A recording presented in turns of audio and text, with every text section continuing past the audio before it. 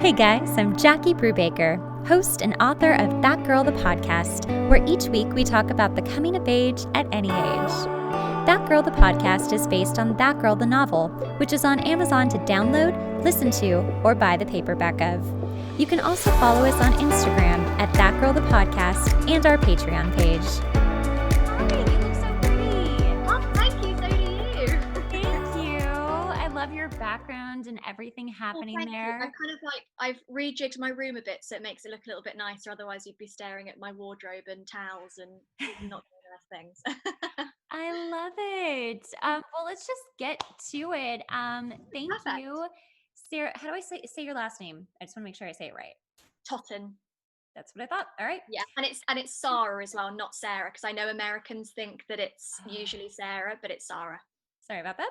Yes, It's okay. No, I mean it's how I Americans spell it, so it gets confusing. I know. No, I like Sara much better. Oh. It does sound a lot more British and just lovely on the tongue. So thank you for joining me, Sara. No, thank you very much. You are one of the hosts of. Are there two of you for The Good, the Bad, No, and the Ghosted? It's just just you. me. Yeah. Okay. For some reason, I thought there were two. I think because you always have a guest, so I was. Yeah, no, it's just me, one man band. Tell me about your podcast, The Good, the Bad, and the Ghosted. So basically, it was something I wanted to do for such a long time. And obviously, with everything that's going on in the world right now, and with the UK and London specifically, which is where I'm based, being in lockdown, I, wanted to make use of the time. And I thought, what better thing to do than just get this started? And, a lot of my friends said it was the perfect thing for me to do. So I thought, why not? So I just went for it. Why was it the perfect thing for you to do? Well, I'm a bit of a prolific dater, and I've had I love this. I've got a few stories, and We're gonna talk me and all about that. yeah, and me and my friends joke about it all the time, and they call me the queen of dating, and they just said it was the perfect thing for me to do, so I just thought, why not? It's a bit of fun, and if something comes of it, great, and if not, then it's just something to keep me busy. Absolutely. So tell me a little bit more about you. Are you working during this pandemic or have you not been working? So yes, I am working at the moment. I'm working from home, Okay. but I've just been lucky that I've had sort of the free time as well to do this as well. So, and That's I'm also lucky that amazing. I'm also working full time. So That's amazing. Yes. Okay. So you listened to chapter 13. We're going to discuss a little bit about chapter 13, but mainly we're going to discuss dating and unavailable men. oh god, Which that's a bloody thing. it just spans the globe It of these really does. boys. Mhm. Uh, I don't know about you, but I got out of a very long-term relationship a couple years ago and like got back into the dating scene and was like, Mhm. I'm gonna meet my husband. And I was like, whoa, But it's hard though. Like whoa. it's daunting. The dating world, especially after a long term relationship, is a daunting place to go. It's just confusing. I'm just confused. Yeah. So most of the time I'm just like, I don't even want to do it. It makes me so annoyed to swipe and like Yeah. looking at all these people. I'm like, you all look Tiring. like dicks. Like, I don't know. I Yeah. don't know. So tell me about, well, let me give a little preface. So chapter 11 is essentially Ezra is this very sexy songwriter from Nashville. Mhm. He's Yeah. written a song with that girl. She's totally smitten with him and they're kind of dating long distance, but he's just perpetually getting more and more distant. And Yeah. she's like, what's happening? I thought this was real, which is Yeah. how I think we all feel with I most of think these guys. guys, I think, are very good at, and don't get me wrong, girls can be just as bad. We But I can. think guys are very much known for, they keep you at that perfect distance. So, they have, you know, you're there enough for them and you think that they like you, but then obviously they're off probably gallivanting doing god knows what, but they're kind of they keep in touch with you enough, they send you that odd message to make you think, oh, actually maybe they are interested and maybe this could actually go somewhere. So I think they are very good at that. It's so true. I hadn't dealt with one of those boys in like so long. And then I Mhm. did. And I was like, wait, this feels so oddly familiar, like my 20s all over again, but I'm not in my 20s at all. Like I can't believe this behavior is still happening. And it's very confusing. I mean, I feel like such a newbie again with the dating thing, because I'm like, I'm just so wanting to be open and honest and like Yeah, no I'm games. exactly the same. And it's so difficult because I feel like there's kind of a few things going on. Like maybe some of these guys have just been really burned and they're just Mhm. like, I don't even want to get close. And so Yeah. they do that, the distance. Or they're just sport daters, which is fine, just totally fine, but Yeah, but I hard to think tell. yeah, there's a level of honesty, I think, which comes with dating these days. I think especially with app dating, so with Bumble and Tinder and all these different apps that you can get. I think because dating and relationships and meeting people is so easy these days, Mm, people just aren't willing to settle. So, you could meet someone and you think, oh, they're really great, they tick loads of boxes. But what happens if there's someone slightly better a few swipes away? So I think a lot of people right, just aren't ever willing to put all their eggs in one basket because, the grass might be greener. And I think, in right. my experience, that isn't always the case. Same, same. I'm just it is very appealing. It's like a video game when you're swiping, you're just like, it can get better. I can feel it. I'm just gonna Exactly. Yeah. it becomes almost like a game of luck or like destiny. It's like, oh, Mhm. it was fate that I like swiped on this person, but Yeah, it was also fate that three swipes away I swiped on I just it's exactly. endless and it's And so it's funny as well because psychological. me and my friends, we always laugh about the fact that there's like a certain time of the day or a certain day of the week, which is like better to swipe. So you think, Wait, tell me those days and times. well, in, in my opinion, I think maybe like a Sunday evening because, people are probably winding down, getting ready for the working week. They're probably chilling in front of the TV. So they Yeah, might be looking at their phone, maybe on a Monday night as well, because some people don't really tend to go out on a Monday. So I think those two tend to be the best because obviously later in the week, Wednesday, Thursday, Friday, especially in the UK, hmm, obviously outside of COVID, are the nights that you would be going out and right. drinking and meeting your friends. Well, now that there is COVID, do you think all nights are open for swiping? Because we are I pretty much think so. home. Yeah, I think this is probably the perfect time to meet someone from that aspect. Obviously, it's hard Hmm. not being able to meet them perhaps straight away, but having the time to actually get to know somebody and, you know, people might not, be as frivolous with it, I think. Do you think that not being able to see someone straight away leads to more ghosting and more kind of leading on because it's like, oh no, we're still talking, but I just can't see you because I don't want to die. Like, do you Exactly. think It's a that's very good part of it? excuse.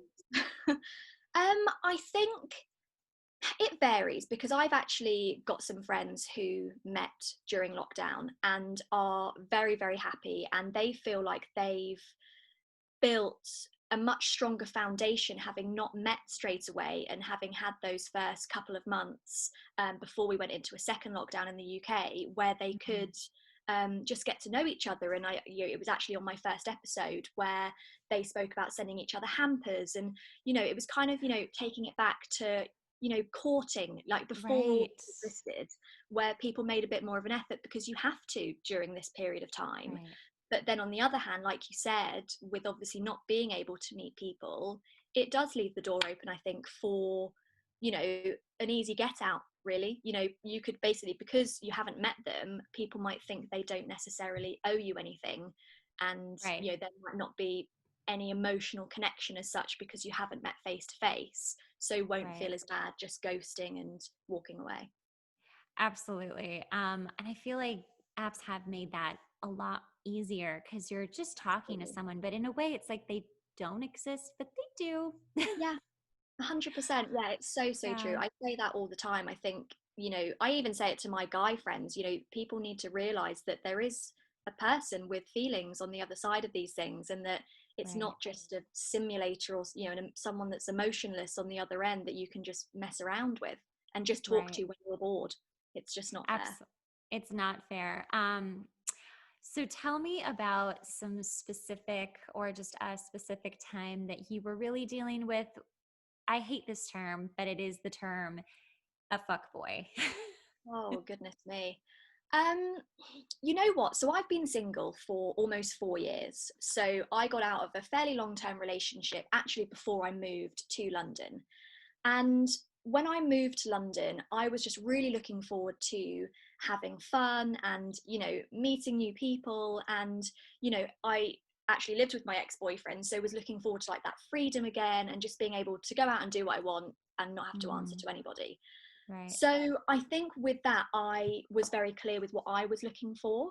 So I made sure that the people that I was meeting knew what the expectations were. And I think I've now, because I did that myself, almost have learned and seen guys who are just looking for sex and hookups and what have you. Right. So I almost feel like I know the traits now because I've been there, I've done that, and it's easy to kind of pick up on it. But I think, having dealt with it, it's hard because, it's not nice being messed around, especially if you start to grow feelings for somebody. And Right. I just think you almost have to be as cutthroat as them. And I'm not really a game player. I hate stuff like that. But fairly early on the kind of guy that you're dealing with. And I think someone like that needs to be treated the way that they're treating you, if you know what I mean, to kind of get a taste of their own medicine.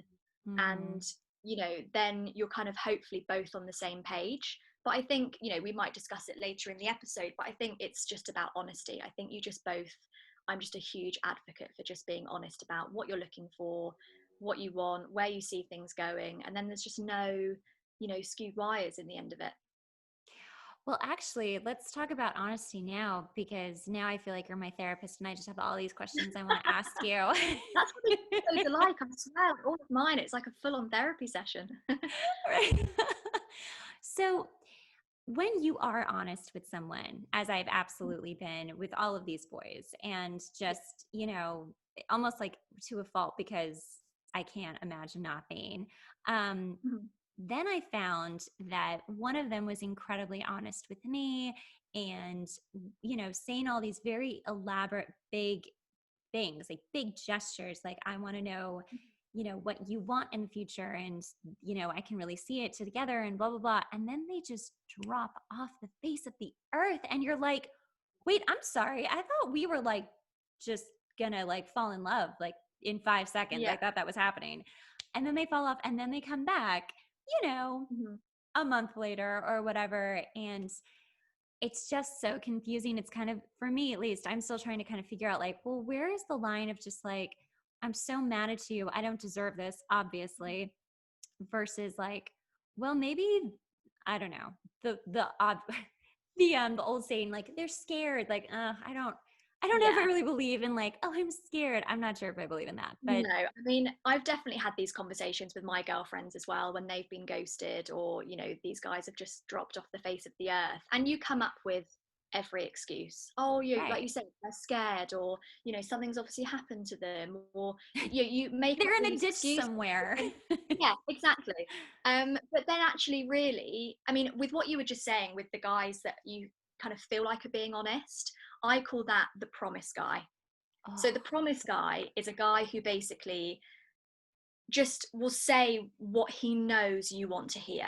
So every mm, girl, whether you're on a date or you're lying in bed together, whatever, wants to hear these things of these, oh, right, where do you want to live and how many kids do you want to have and all this. But they don't follow through with it. Like you said, they just suddenly right, disappear and kind of, come in and out when they want to, basically. right. But with that being said, obviously it's then hard to know who is being honest, because I think, you and me are very much on the same page, where I'm a very open book. I say it how it is, sometimes to a fault. But I would rather be like that because I know I'm being true to myself and I'm being authentic. But Mm-hmm. then, like I said, you get these guys who you think are, mirroring you and being the same, and kind of you have the same morals and ambitions and what have you, and then they just disappear. So it's a minefield out there. It really, really is. It really is. I'm constantly just like, and the other thing that I want to do, because I think a nice, healthy person, I just want to be like, can we just clear the air? Could we just Yeah. like make up and like whatever? Because I don't want to feel this like hanging over me of, well, we were friends and then we weren't, and now he's a ghoster. Like how? Anyway, personal things. Okay, so let's get off the topic of boys just for a minute. Yeah. let's talk about, in the chapter, she is in this job she hates. She's a Yes. body makeup artist Mhm. on a telenovela. It doesn't really get much worse than that. It's pretty humiliating.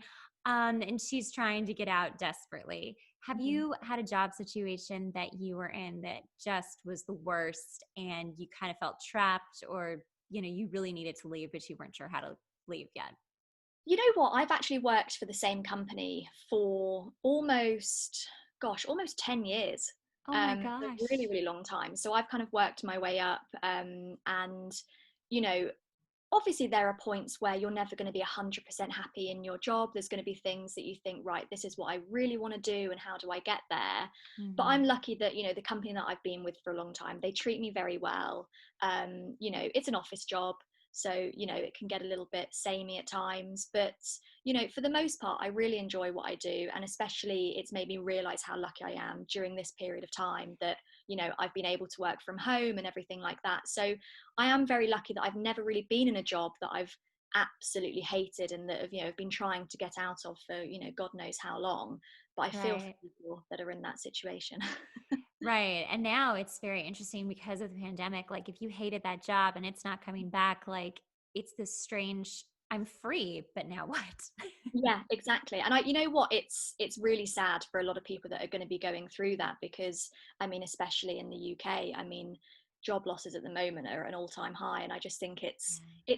it's sad. And it's, for me, like I said, luckily being in a job, but I kind of fear for what's going to happen to a lot of those people. Absolutely. I'm actually one of those people. Really? I haven't worked because I work in entertainment, and it's just, it has been a really tough year. I mean, we've just been shut down for so long, and things are starting to come back, but Mhm. not the way that they used to be, and not with the amount of people working on a Of show. course, yeah. So I've been sort of pivoting in my career, Mhm. which it's so funny how the universe works. But I Mhm. actually really like the direction that I'm going, and it's something that I had thought about kind of briefly in the past, but I didn't really know what it was. And I was like, I mean, I'm a writer, that's writing. I don't know. But now it's actually turning into something kind of cool, which is a Yeah, strange absolutely. and, yeah, a really nice kind of diversion in this pandemic. But again, this whole year has just And like been. you said, things work in mysterious ways, and I guess sometimes Mhm. it takes, hopefully it's not always going to be something like this, but something to kind of, push you in a different direction to kind of make you realize, oh, Right. actually, I'm going to give this a go and see what happens. So I think it's amazing. Right. Absolutely. Well, I don't know if this will apply to you, but I will ask you anyway. Yeah. Did you ever deal with a boss from hell? It might not be your actual like work boss, but maybe like Yeah. some sort of like captain of a team or something, like that. You know what? I'm going to be really boring and say no. I wish I had a really good story like this, but I actually don't. Okay. Some of my friends have had some really interesting managers and bosses, and I've heard some fairly interesting stories from them. But for me, I think I've just been really lucky that I've had some quite supportive people like in my career, and haven't had to deal with any bullies or anything like that. So fingers That's crossed that doesn't amazing. start. No, no, no, no, it won't. That's amazing. Well, that's good. That gives us like all hope. I Yeah. haven't had a bad boss in a very, very long time, but it was definitely an experience with her. Yeah, imagine. Okay, so let's go back to boys. If there is, do you have like 5 things that you would suggest in when you're dating someone who is potentially unavailable or ghosting you or something like that? 5 things that you would suggest to people out there or to That look is for. such a good question. I think you have to, again, kind of going back to the game playing, which I'm really, really not a fan of. I think you need to be honest, because they're obviously playing a game with you. Like, that's how it Mhm. works. Like you said, they'll jump in and out. You won't hear from them for weeks, and then all of a sudden they'll appear, and all of this. I think you just have to be really honest with yourself. Mhm. If you think you can deal with that for the next few weeks or few months or whatever, then you do you, because obviously people work in different ways. Obviously there are certain people who think, oh, I can change him, I know I can change his mind. And I've been there plenty of times, trust me. But I think you just need to be honest with yourself and just realize, that they're probably not going to give you what you want. And realistically, if they were eventually to come back and say, let's give it a real go, I want to try it, whatever, but the fact that they've treated you a certain way up until that point, I think shows a lot about who they are as a person. And it's probably not someone ultimately you want to end up with. So I think that would be one thing. And I think to be honest, I think that's just be honest. I think that's all you can do, and just say, look, I really want this to go somewhere. If you don't, tell me now, because there's no point, beating around the bush and wasting each other's time, because it's just never going to go anywhere. And one of us or both of us or, whoever it is, just going to end up getting hurt, and it's just not fair. So I think that's my main thing. Got it. I love that. I think that's fantastic advice. And going off the first thing you said too, I mean, that trust is broken. Yeah, exactly. And like you said, they are absolutely showing you who they are and who they'll be in the future, because people are who they are. Like, they can try to be better, but most likely that's their default. So yeah, exactly. And you know what? I've got guy friends who have ghosted girls in the past, and they almost feel like they're hurting their feelings by being honest with them. So if they've been on a date, for instance, and they just don't see it going anywhere, there was no chemistry or what have you, they just won't bother replying to their messages. And I'm just like, I actually one day had a really sort of brutal conversation with one of my really good guy friends, and I said, you're not that special. If you think you're going to text her and she's going to be crying herself to sleep that night because you don't want to go on another date with her, then you are sorely mistaken.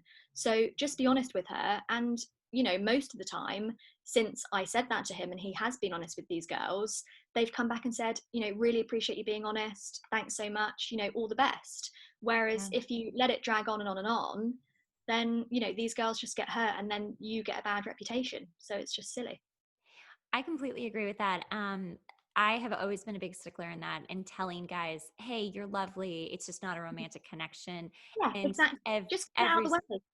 Right. Every single one of them has really appreciated the honesty and just being forthright about things. And that's all people really want. They just want to feel that they have some respect given to them. And I think at this point, we're grown-ups. We get it.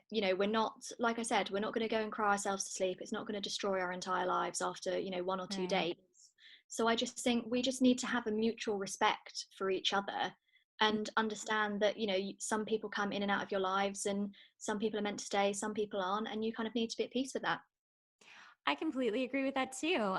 And you've got to really pay attention, I think, too, because your life is giving you all of the signals. And if you are just going to completely resist against those signals, like flashing red light, he's not available, like that's your fault then. That's another big thing, is trust your gut. That's one thing I always say, trust your instinct, because if ever I've had, that feeling you get in the pit of your stomach, and you think, oh, that's something doesn't feel right, trust it. Do not ignore it, because most of the time, in my experience personally, it's never ever been wrong. Oh my gosh, absolutely. Even if it's just, to piggyback on that, even if it's just the smallest, like I don't feel anything towards this person. It just feels kind of bleh. That is a sign. Like, don't question that. That's just the nice way of the universe being like, that's not for you. Exactly. Yeah. And you just don't wait. Right. Don't wait till it's really bad and you're like, oh my God, this was terrible. I knew it. It's so true. Well, thank you so much for coming on. This was so delightful. Thank you so much for having me. It's been great. It's been so great. You guys definitely go follow her on The Good, the Bad, and the Ghosted.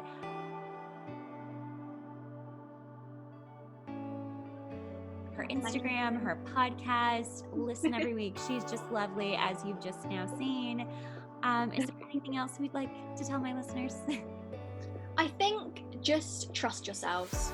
Just know what you deserve and go and get it. And don't let anyone fuck you around, if I'm allowed to swear. Oh my God, yes, please. Yes. That is so true. Amen. You deserve better, and you will look back. When you look back, you will never regret getting rid of those people out of your lives. You'll only look back and think, that was the best decision I've made. So trust me. So true. Thank you so much. No, thank you. Amazing. Thank you. I love this.